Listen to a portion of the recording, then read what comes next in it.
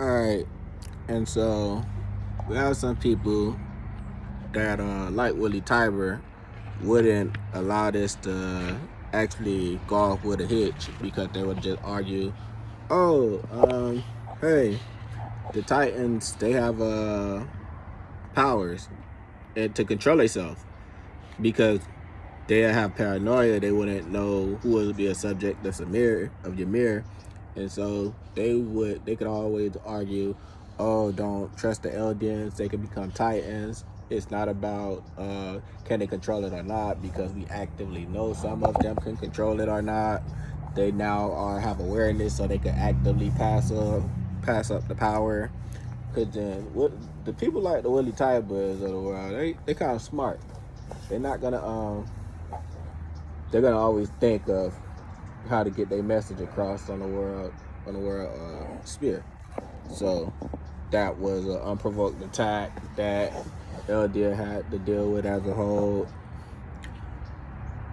And that stops peace offerings. You had what? Listen to Zeke as an alternative plan to euthanize yourself.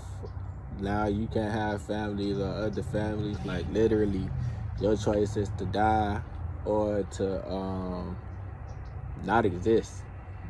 If you listen to Zeke, that was Zeke plan. Because you have to remember now, according to the show, I'm not talking about a philosophy or it's an ethical debate. It's philosophy, but within the confines of the show that actually exists, we're not talking about our world because we're talking about Titans. But even with this decision, we're given to context. These are established facts contextually. The Eldians didn't have their memory since the 145th king, Carl Fritz. So you might have had to select a few who really knew what was going on. But as a whole, Eldia was ignorant. Why or how are you gonna explain to them that they didn't do you wrong, nor did the fathers or the grandparents or anybody do anything wrong? You now want them to not exist and self-euthanize as a whole. Nobody is gonna listen to Zeke. Zeke, that self-euthanization plan was not gonna work. It was gonna work. Mikasa and Armin's plan wasn't valuable because you had an urgent matter that was going on, and they were already trying to talk to people while actively getting attacked and bombarded. So listen to Mikasa and Armin, which is pretty much the status quo of get attacked currently and not be able to defend yourself.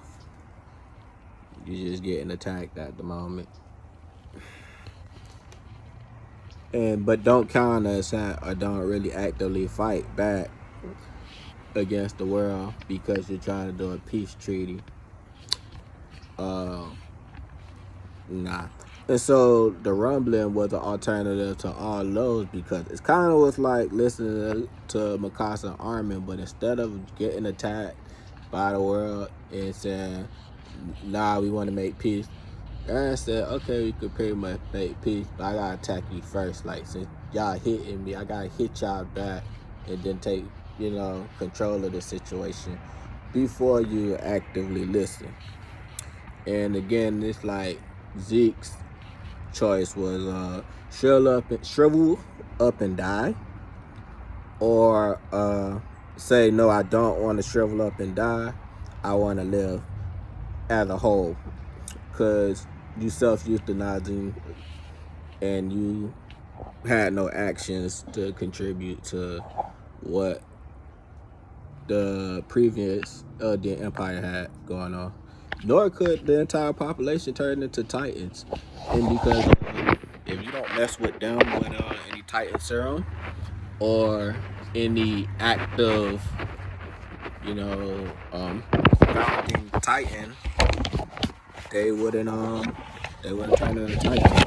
You have to hit them with some type of fluid. Like you just gonna walk up to an Eldian and like you're gonna turn into a Titan, unless you had the founder Titan power. So yeah, the alternative options all suck. The rumbling was pretty much a reactionary decision based off of what was going on and the awareness of what was going on. Part 3. So yeah, all of the plans that Eren rejected involved sacrificing yourself at the benefit of your enemies. And so the rumbling was pretty much what were the alternate plans were to get attacked and not fight back, just stall and beg for peace, to get attacked and do fight back, but don't take the counterfront, meaning you can react, defend, and block and parry, but you'll never leave your home front. That was currently what's going on listening to Mikasa and Armin. Just getting attacked, what was going on when they got in the beginning of the show because they had no memories. Zeke would want you to not do anything at all, but willingly open yourself up to get punched.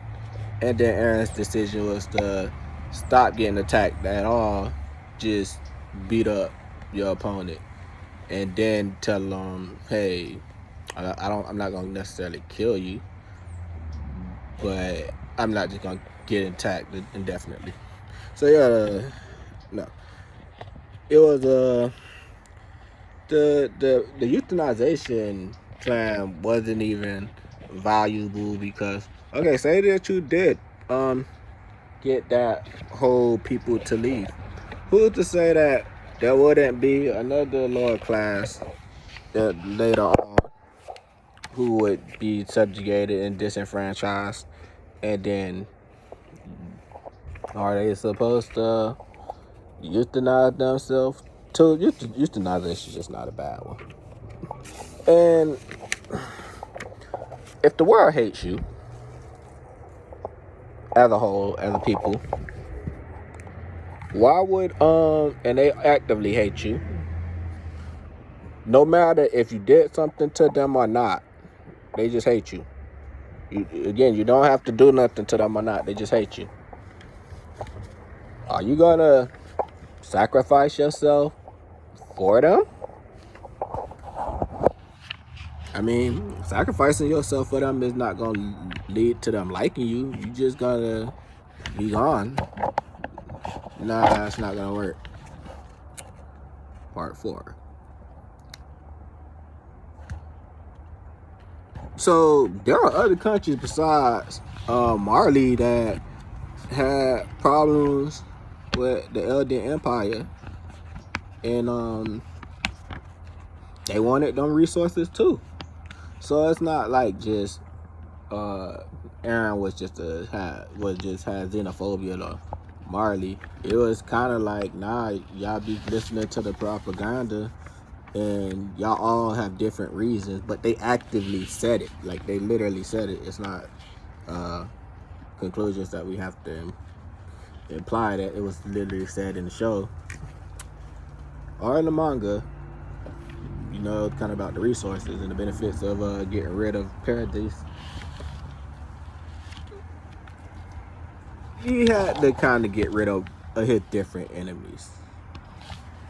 There was limited knowledge of the past dimension anyway, so it's not like Eren could just actively have gotten everyone on the same page. I mean, I guess you could technically say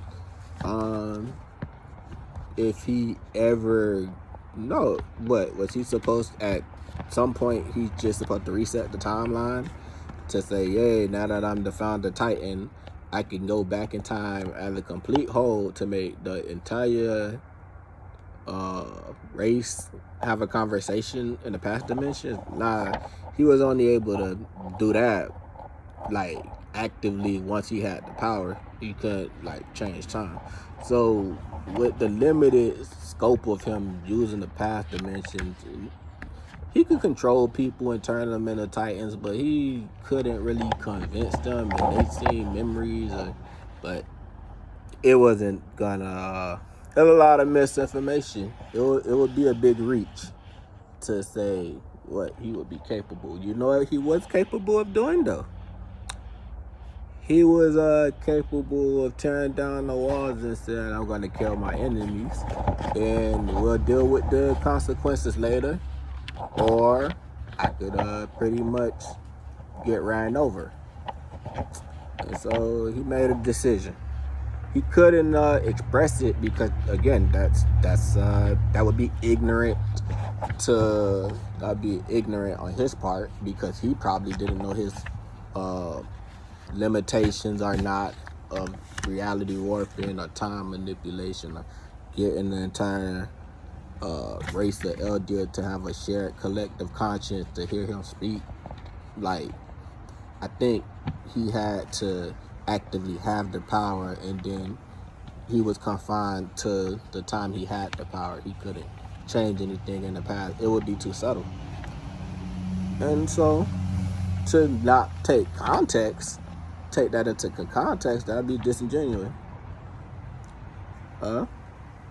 Now again, when Aaron was wrong and was still right. How do you say that? Well, at the end of the show, if what, 40, 60, 80, like 60 to 100 years later, they came and ran over Paradis. Paradis ain't even do nothing to them. Even when Aaron was dead, they still came to, and there was peace and, nothing going on, still had to go wipe them people out. So my question to you, audience, is, if you have an enemy who doesn't like you and wants to exterminate you, what would you do at the end of the day? I mean, you could have as many options as you want to, but when you come down to that decision, are you going to assist them in killing in your death, or are you gonna resist and fight to live? Because in the case of the rumbling, Aaron actually did have the power to choose if he wanted his people to live, or his people would get wiped out. Which, even at the end of the day, when Aaron was gone, they still went to wipe his people out. So then it wasn't about Aaron. The decision is based on wiping your people out. Take that into consideration in context.